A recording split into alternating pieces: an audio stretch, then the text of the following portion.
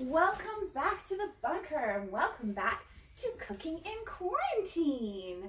Today we're going to make peanut butter cookies, old-fashioned recipe. It was my Uncle Lynn's favorite and the votes came in. I'd like to thank both of you for expressing a desire to make something other than the salt pork loaf, which I will not be making the salt pork cake, people. I made this clear. I'm working with things that I can make from ingredients that I have, and I sadly, oh dear, do not have 5 pounds of candied fruit on hand. So let's make cookies. But before we get started, I want to remind everyone your hands should be sparkling clean.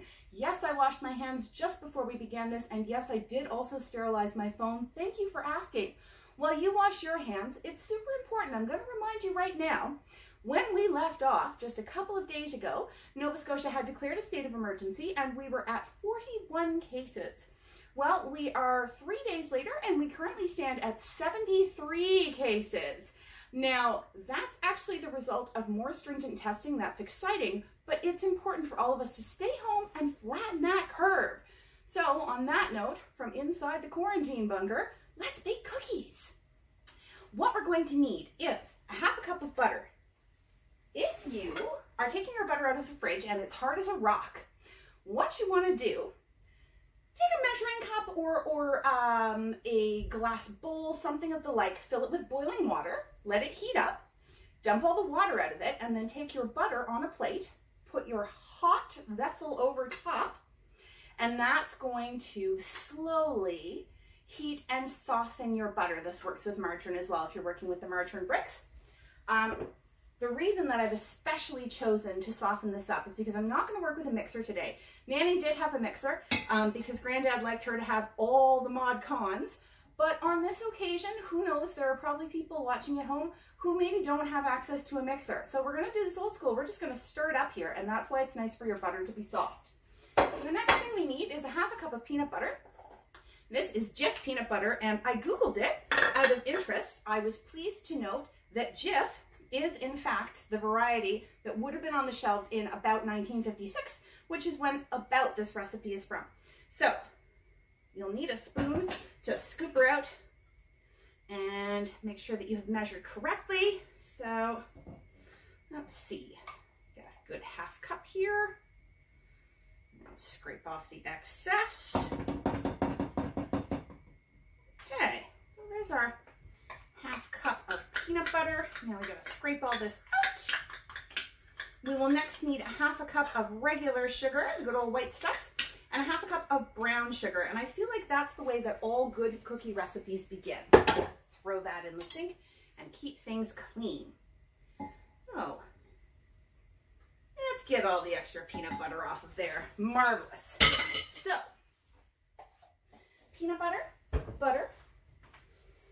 Here's our white sugar, ½ cup. By the way, you should be preheating your oven at this point, preheating to 350, so that it is the right temperature when it comes time to put the cookies in the oven. This is, of course, brown sugar. With brown sugar, I'm going to make sure that it's fairly well packed. So just kind of push it down, compress it, and make sure that it is a well-packed ½ cup. Don't want to stint. I mean, if the cookies are not sugary enough, then what exactly is the point, right? This is comfort food, people.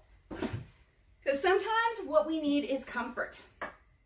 So let's start stirring these together. I feel like there's something missing. Oh, the egg. We want to cream these together first. I am using a silicone spatula, but I think for this first bit, I'm just going to dive right in here with an old-fashioned wooden spoon, because sometimes that's what you need, is the old-fashioned tools. If you have a mixer, this will be 1,000 times faster. If you have a mixer, you have already mixed these things appropriately. But like I say, I'm sure there's 1 or 2 people at home who just don't have a mixer because, you know, it's not something that you would ordinarily do. You would ordinarily go to the store and buy yourself some Oreos because Oreos are awesome. But, you know, when you're home for a while, suddenly there's an appeal to doing things the old-fashioned way. And there's an appeal to those old-fashioned comfort foods. So here we go. This is just squishing together nicely. It's going to take me a minute, however long it takes. And the next thing we're going to add is an egg. Yeah, that's nicely integrated. Again, with a mixer, this would be done like instantly. But you know, old school. Old school is how we do it here in the bunker. So, crack in the egg, and then I'm going to stir that thoroughly. And the next thing that we'll be adding is a cup of flour and a teaspoon of baking soda, and those will be sifted together. Now, sifter is one of those other things that, like, maybe you have one if you bake regularly, maybe you have one if you inherited one from your grandmother, or maybe you're a time traveler, and it's just one of the things that you have because you never know when you'll be required to sift. Alright, so here we go. This is, you know, your mess that you've mixed up. And see, there's nothing to it. I mean, this is really, it's not a long process without a mixer. So don't feel like, oh, I don't have a mixer, I can't do this. As long as you softened your butter ahead of time, easy peasy lemon squeezy. So, we need our plain old flour. Ta-da! I do have a sifter, but if you don't, all you have to do is put your things into a smaller bowl and then mix them together. Ideally, you would do that with a whisk, but definitely you can do that with just a fork. So there we go. There's our nice cup of flour. And we need a teaspoon of baking soda. Teaspoon, teaspoon, teaspoon. There we go. Likewise, everything that you are working with should be sparkling clean. Whoop, don't want to put that in the wrong spot. Not that that would be the worst thing that happened to me today, but ideally, if we're going to do this, we want to do it right. So, we're going to sift this in. Honestly, if you have a sifter, use it, because it's just, there's something so old-fashioned and satisfying about doing it. Ah, yeah. It's unnecessary but pleasing. Now comes the more difficult stirring. Again, if you have a mixer, this will be super duper fast. Without a mixer, gonna take us a little extra minute. As we do this, let's just reflect on the presentation of peanut butter cookies. I think the classic presentation of peanut butter cookies that everybody thinks of is the cross hatching on the top, which we will definitely do, but there are some other ways to do it that are kind of pretty and kind of fun. And I recently inherited a very nice cookie press. So I'm going to use that for, I think, some of these cookies anyway. It's a thistle. It's not really appropriate. I think it's intended for shortbread, but that's okay. Squashing is squashing, and you can use anything to squash. All right, look at that. Let's come together. There's no time at all, really. So here we have our cookie dough. Now we're going to get our baking sheet. It says to use a light baking sheet. I have no idea what the difference is between a light or a dark baking sheet. Obviously, there is a difference. I don't know what it is or why. Shh, don't tell. Oh, see what I just did there? Yeah, I'm going to go over here and wash my hands again, people. It's that easy to forget what you're doing. Oh, happy birthday to you. Happy birthday to you. Happy birthday, happy birthday, happy birthday to you. Halfway there. Whew. Twinkle, black sheep, E, F, G, how I, yes, sir, elemental P. La, la, la, la, la, la, la. Da, da, da, da, da, da, da, da. Okay, after your 20 seconds or so, let's give these a nice dry, rinse, rinse, rinse, rinse, rinse, and then dry with paper towel if you have it. If you don't have paper towel, well then just use a clean towel, but paper towel just keeps us that extra bit hygienic right now, and that is important. So, the reason that was such an awful thing to have done is because I'm literally about to start doing things with my hand. So, with a teaspoon, just a standard teaspoon, not a measuring teaspoon, just a teaspoon from your drawer. Take a little spoonful, roll that into a ball, plop the ball down, and repeat. Basically, this is what we do until we have a full tray full of cookies. These don't spread very much, so you don't need to keep them very separated. Social distancing is not a real worry for cookies. It's only a real worry in the real world. So shout out to all of my friends who are working out there in the real world right now. All of my friends who are working at Costco, at McDonald's, Loblaws Distribution Center, wherever you are, my friends, my heart is with you. For those of you who are out doing your shopping, running into these people, they are super happy to see you, keeping your distance. Social distancing guidelines suggest that you should keep a distance of 1 llama between yourself and the people closest to you. So if you're not sure how big a llama is, I think you should Google that. Mostly because llamas are adorable, and I'm pretty sure you'll find some very cute llama pictures in the process. This takes as long as it takes, guys. Honestly, you just kind of stand here and roll these things into little balls. It's not fascinating, but you can have music. Now, this is important. If you are socially distancing, but you would like to share your baked goods, here's kind of a rule of thumb. If your temperature is in the normal range, if you have not been traveling outside of the country, or you have not been in contact with a known case of COVID-19, it's 2.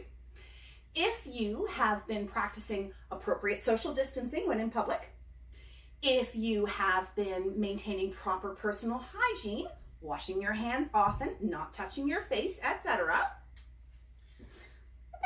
It's a handful of pretty good reasons to feel safe and comfortable about sharing your baked goods with someone else. At that point, you probably don't have it. You probably aren't contagious. And if you are in a situation where maybe your neighbors are also self-isolating, but you feel safe and confident that you are symptom-free and that you have been really careful about keeping up your social distancing and your personal hygiene, then maybe you could share some cookies with somebody next door. Maybe I will share some cookies with the people who live next door. They're really nice, and I know that they had a seasonal cold. Not COVID-19, just a seasonal cold. Those are things that are going around too, you guys. Let's not forget. And I think maybe it would be very comforting to have some cookies at this time. This is going to be 2 baking sheets. This is making way more cookies than I expected, and I'm very pleased. So this right here, this is why you need to be really careful when washing your hands to do that weird thing where you scrub your palm. It's the part of hand washing that everybody forgets, but it's the most important because look at all the stuff you do with your palms. Kind of gross if you didn't scrub that properly. Well, here's our cute little cookie press with, can you see this? Isn't this lovely? It's got a little, yeah, a little thistle, I guess. So we're just gonna stamp that on the top of our cookies. Oh, that looks really nice. Excellent. I'm gonna do them all with this, actually. I don't think I'm gonna use the fork at all. I'm pretty sure that those of you who don't have a cookie press will be able to figure out how to take a fork and press down with the fork going one way and then the other way at a 90-degree angle. And that gives you that classic cross-hatching that is so familiar on chocolate chip cookies. Good grief. Peanut butter cookies, whatever kind of cookies we're making. Ooh, speaking of whatever we're making, I have been looking through the cookbook and just observing things that are there. And I also found a very kindly person who brought me some cornstarch. So we do have the option of potentially making Nanny's shortbread. For those of you who are sentimental for the taste of that, it's really good. I'm gonna pop these in the oven.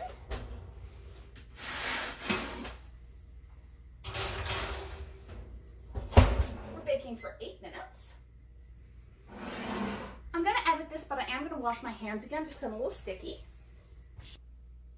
There we go, and we're back. While that first batch is baking, I did just roll out the rest of them, and I'm going to use a fork just so you can see that classic cross-hatching like we do.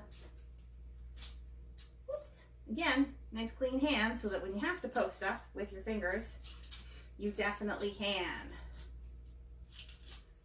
Also, you'll note, clean apron today. Clean apron every day, guys. Clean everything. Suddenly you can save the world through personal hygiene. My cousin Bruce would be so proud. But the other way that you can save the world right now is by being kind to people around you. I feel like this is the first global crisis we've ever faced that we can solve by helping each other and by being kinder to each other. Does your neighbor need some help getting groceries? Are you not self-isolating and you're going to the grocery store? Maybe you could get something for them. Or maybe you could just put a sign in your window that says, "Hi people, keep safe." These are the ways that we can support one another with kindness and with love. It costs nothing. It costs nothing to be kind, but it's worth so much. And now's the time, you guys. So on that note, oh, look at that. Oh, I think there's a little bit of dust in the air, possibly. Maybe my allergies are acting up. No, it's fine. So this is the recipe that I was working with today. We'll just zoom right in here. Some of you were wondering about some of the scary recipes. You'll notice at the top there's something called beef loaf. Having seen that thing called beef loaf, I'm going to throw it out there that that is an option. I actually have the ingredients to make the mysterious beef loaf. It is not a meatloaf, you guys. It is not... You boil the beef and then you cut it up and add a bunch of other stuff and then refrigerate it in a buttered mold. It sounds very, very 1950s, so I don't know, I'm skeptical, but it's not horrifying the way that the salt pork cake was horrifying. So that is a possibility, the beef loaf. The other possibility here, Nanny's shortbread. And again, here's that lovely old-fashioned mold for the cookies. And we also, still in the running, Elspeth's favorite pound cake. Again, made with mace, so if you'd like to see the possibility of me macing myself while in quarantine, I'm opening that up as a possibility to you. And in the meantime, we just have to wait another 25 seconds. That's long. What are we going to do with that time? Oh, wait, we could wash our hands again. My hands are clean. You go wash your hands. Oh, I'll wait. What are you going to sing while you're washing your hands today? I really wish that this was Skippy peanut butter, because then I would be making so many Annette Funicello jokes. So many. I dream about Frankie. Every time I close my eyes, I dream about Frankie. And every dream is paradise. The way he walks, talks. Gosh, these do not look very dark to me. Now it does say in the recipe that you must let them cool in the pan. So I am going to take that at its word, because these are very soft. Very soft. We will put this aside. That was definitely a full 8 minutes. My oven is a little bit slow, which is odd because if you recall from the nanny buns, those babies cooked fast. Fast, fast, fast. These, a little slower, 350 oven, 8 minutes. We're going to let those cool down and then we'll try one. I figure if they cool for the 8 minutes that the other ones are cooking, should be just about perfect. So I'm going to pause, wash my hands again, maybe give my phone another quick sterilize, who's to say? Oh, welcome back. So I took the time to put the other ones in the oven. I let them go for 8 minutes and then I gave them an extra 2 minutes just because I was feeling a little, like these seem very pale to me, but here's the original ones. And once they've cooled on the tray, and they do need to cool on the tray, like they were very fragile, it's just barely browned. Like, see that?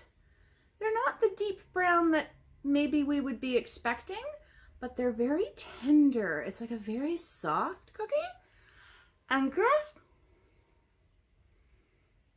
Oh my God. Okay. We approve this message. These are the tenderest, most exquisite cookies. Oh wow. Okay. So yeah, don't overbake these. I may have made a mistake actually with the 10 minutes on the other ones. This is phenomenally good. Phenomenally good. Now I can't touch any of the other ones until I wash my hands again. And I can't touch my phone until I wash my hands again. So for now, I'm going to sign off from the bunker, but I will say, vote in the comments next time. Do you want to see shortbread from the cookie press? Do you want the mysterious beef loaf? Or would you like Nanny's pound cake, Elspeth's favorite, with mace? Let me know in the comments. Thank you. Until next time, this has been Cooking with Quarantine. Can I do this with my elbow? You know what? I'm just going to edit this part. So good.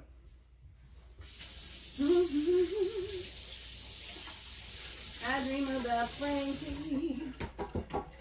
Every time I close my eyes, I dream about Frankie. And every dream is paradise. The way he walks, talks.